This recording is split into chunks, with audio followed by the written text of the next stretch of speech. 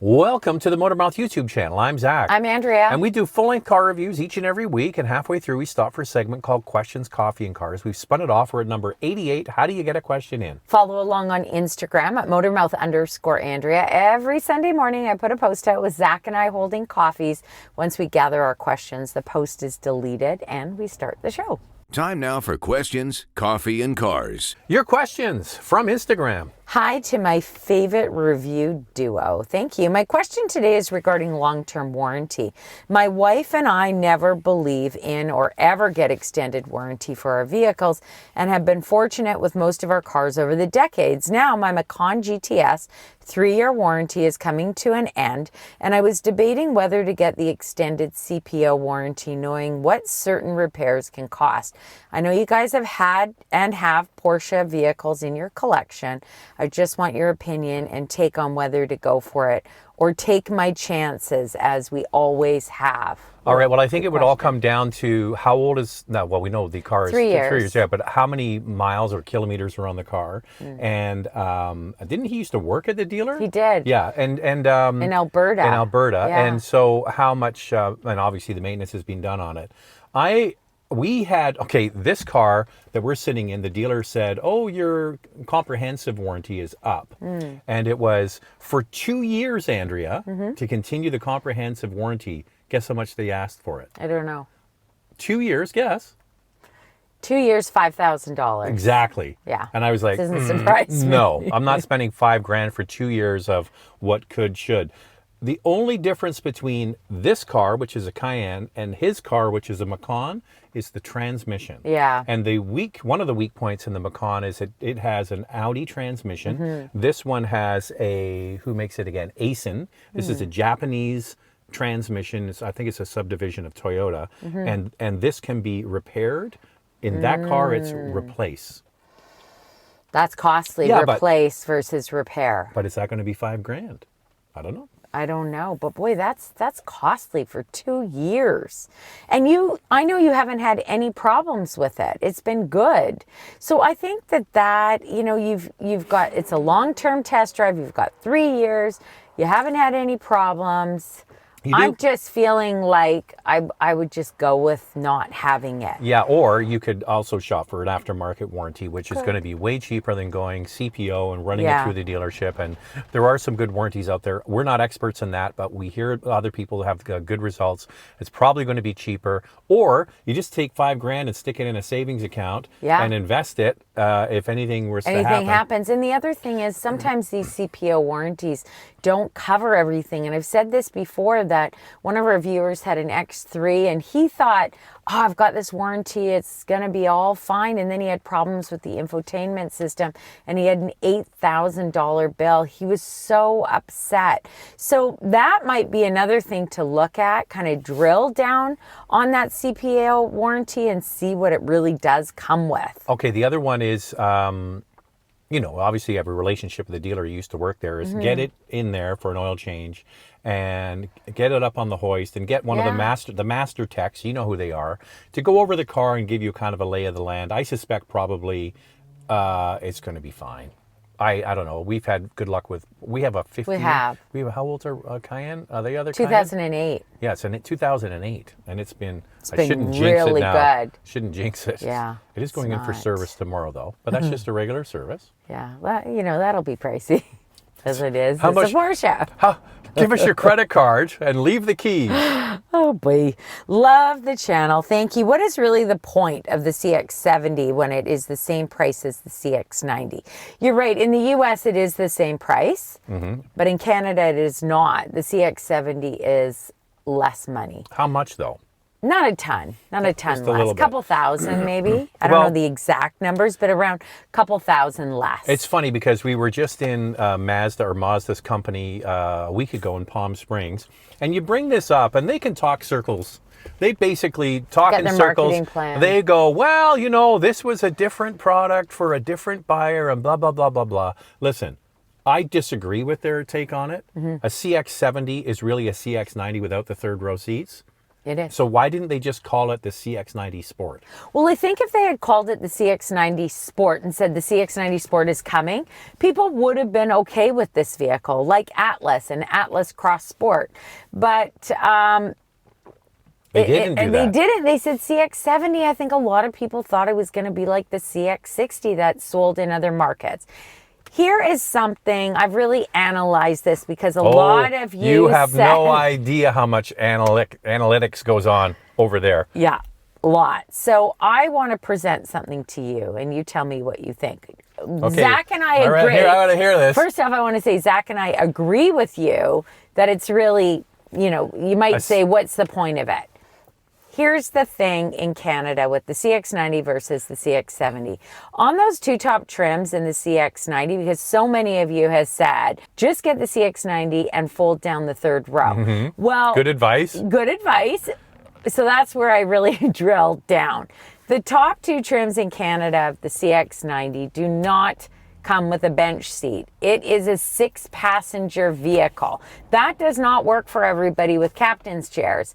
So unless you get a lower trim and get the bench seat, sure, folding it down makes sense, but then you don't get all the bells and whistles, do you? If you want the dual 12.3-inch screens, you got to go for the top trim of the CX-90. So what Andrea is basically saying is if you get those trims and you fold the third row down, which is a lot of people are saying, you just do that, you've got a 4-passenger.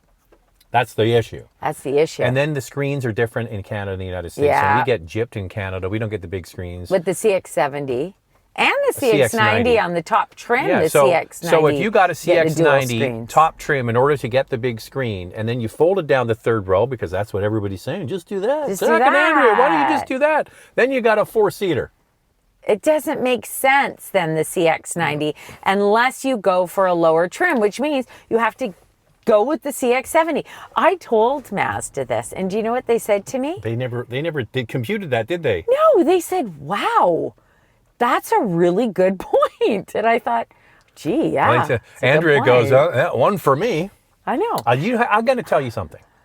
We go on these events, and I've told you before, Andrea's there at night, and there's having a few cocktails, and she's got her gin and soda, and she goes over there, and she sees the product there, the marketing guy or somebody from the company, and goes, "Hey, so tell me." And they got some, this is it always goes like this. Just a quick question. A quick question. An hour later, I'm over at the buffet, and Andrea's like, just one more thing. So she stumps these people so many times. They all say, I don't know the answer to that. No. Oh, that's a good question. We'll get back to you. Always. Always. And if I hear one more person say that in the CX-70 there are cup holders in the cargo area, that is incorrect. They have now changed it. To a tray. To a tray. Listen, it's a modified what was a cup holder. Okay, the other thing is there is a slightly different aesthetic on the outside. So there's no bright work on the car, around the windows, the front of the car that would be chrome, and the CX-90 is now a blacked out kind of look. Yeah. Black wheels only, no bright wheels, only black wheels, a sportier kind of vibe. They're trying to go after BMW, but it's not a BMW, and so on. That's another thing to consider, but I think Andrea's answer is the best. I think so too. Let's go with that. Let's go with that. Love your channel from London, Ontario. Zach used to live there. Mm-hmm. Would it be a good idea to purchase a hybrid vehicle in the coming 2 years? I'm planning to buy a Toyota Highlander hybrid 2026 model and would like to keep it for at least 7 years. Would hybrid be a good purchase for long-term ownership as cars are now moving towards electric and plug-in hybrid? I used to live in London for 7 years. I lived in Old North, Old South. Zach did. Used to work at CKSL. He absolutely loved London. Playing the hits. Top 6 at 6. Yeah, you have good memories of London, Ontario. I knew I didn't want to stay there. No, but you didn't mind it. I grew up in the big city. I grew up in Toronto, so I knew it was a bit too small for me and my broadcast ambitions. I wanted to get to the big city. He never went back to Toronto. He came to Vancouver, and that's where we met. That's where we met. Okay, so I think if you are thinking of getting a hybrid and you're concerned about, you're going to keep it for 7 years, very reliable. Toyota hybrids have proven to be the most reliable category of vehicle vehicle, period. Yeah. It's good technology and would never be a problem buying it and keeping it for 7 years. I don't Never. think you would have any issue with that. I think that that is a wonderful choice for you, and I think you should go for it, and it will always have excellent resale value. Really enjoy your content and the enjoyable banter between you both. Thank you. And the choice for a reliable and practical hot hatch, why did you guys choose the GTI over a Civic Type R? Ground clearance or your current preference for a VW Group product? Cheers from Melbourne, Australia. I want to go to Australia, by the way. I'm going to get there Andrea, one day was that. Air Canada had a big seat sale on, and I was like, the email came in because we fly a lot with Air Canada, and the email came in and it said Australia on sale, and I'm like, ooh, this is our chance to book a flight and go to Australia. You know what the sale is? What? $300 off a round trip. $300. Ooh, no thank you, Air Canada. No. That is a turd of an offer. If you had given me 25 or 30% off, Whoa. $300. Well, we're going to get there. We heard the best time to go is February or March, not in January. Because the kids are out for summer, winter break. For sure. Okay, what was the question again? I have no idea.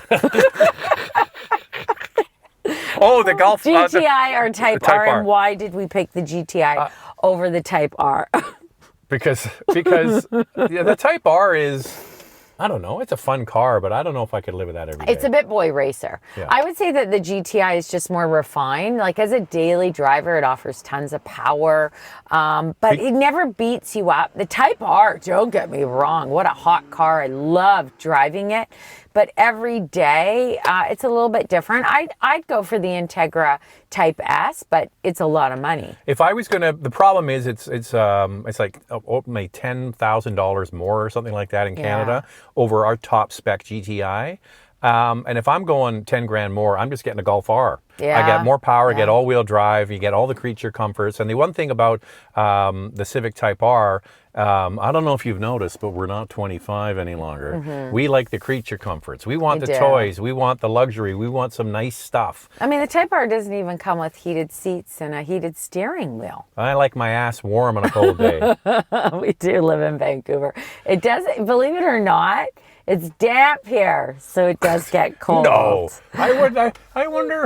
I never noticed. But I'm just saying, like, sometimes in the East, it is cold. You guys get snow, but sometimes for us, it's really cold It's with the dampness. bone-chilling dampness. Love your channel. Considering a small SUV for my wife, new license, most of the time city commuting, easy to drive with as much safety features as possible. Corolla Cross Hybrid, HRV, or any other suggestions? I was thinking Corolla Cross Hybrid. Just get one. Yeah. I came away after a week of that thinking like, that is like the perfect city car. We were both saying that. Like, oh, first off, it's comfortable. It feels smooth. I mean, it's not sporty, but it has a sport-tuned suspension. That's Toyota's sport-tuned. That's marketing gobbledygook. Anyway, I really like it too. I would go for the Corolla Cross Hybrid. The HRV is good. It's bigger than the Corolla Cross, so it does feel slightly underpowered. The one thing about the Corolla Cross is that it has very light steering, which a lot of people will love. They'll absolutely love that. So if you're looking for a crossover vehicle to bomb around and park and maneuver, and it's going to use way less fuel, and it's kind of zippy when you want it to be, I think that's a great choice. When are you going to get the Nautilus into review, and what are your initial impressions without having driven it yet? Seems like a very good RX hybrid alternative. Well, it's funny because we worked with Ford and Lincoln to try and get the car. We did. We had a business trip to Toronto over the weekend, and we said, oh, can we get the Nautilus while we're there? And they're saying, oh, no, they got to be shipped on the truck, and they're going east. And we thought they were going to Quebec. And then we saw everybody was, because we couldn't go on the event, we had a conflict. Oh. And then we see everybody that we know, like on Facebook and Instagram, who's there, and they're in the North Shore of Nova Scotia. Yeah. And then they take the Confederation Bridge to PEI. And I said to Andrea, oh, that one stung. That one really stung. There would have been lobster. There would have been, the East Coast of Canada is a special place. And Andrea hasn't been, the farthest east you've gone is Quebec, right? Yeah. So you got to get to the Maritimes. I do. I want to get there. So unfortunately, and not unfortunately, we went to Palm Springs and we drove the Mazda CX-70 and it was 38. It was hot, 38 degrees Celsius. That was like and 100. it was wonderful. Okay, so the question about it, well, basically, so Ford Canada, they said they're going to ship them out here to the West Coast and we'll be the first ones to get it. So as soon as it comes. As soon as it arrives in the press fleet, we'll do it. And I think it looks beautiful. I think they did a great job. We sat in it at the Vancouver Auto Show, and it really is lovely. And one of my first questions, because they had a product planner there, was, okay, well, just do it. I'll do it like this. With my cocktail. Quick question. And what was the question? They're always alarmed, afraid I think, when they see me. They see Andrea walking across the room, they're like, ah!